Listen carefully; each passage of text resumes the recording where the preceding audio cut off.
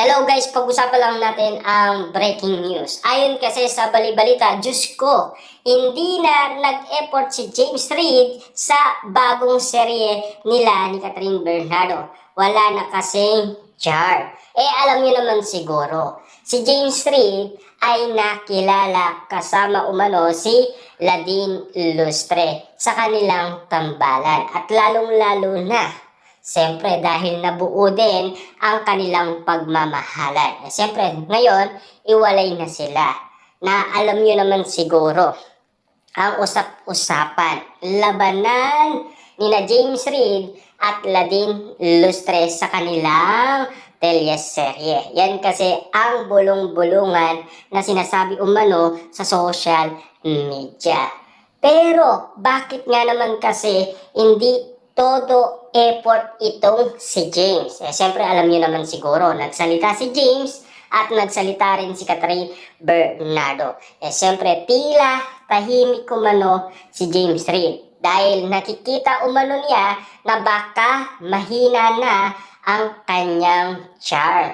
Kasi noon, sobrang lakas talaga ni James. Kasama umano si Ladine Lustre. Marami pa umanong kinikilig sa kanilang dalawa. Tila ngayon, nangangamba siya or duda siya sa kanyang bagong teleserye kasama umano si Catherine Bernardo. Umamin naman kasi si Catherine Bernardo na tila naiirapan umano siya sa kanyang bagong teleserye kasama si James Reid. Ganon din naman kasi si James.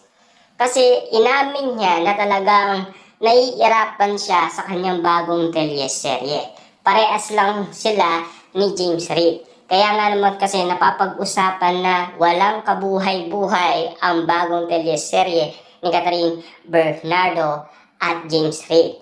Tila ang magbubuhat lang yan, walang iba kundi si Maja Salvador. Ayon kasi sa bulong-bulungan. Na alam niyo naman siguro, napapag-usapan, tila solo project lang daw ni Catherine Bernardo ang nasabing teleserye.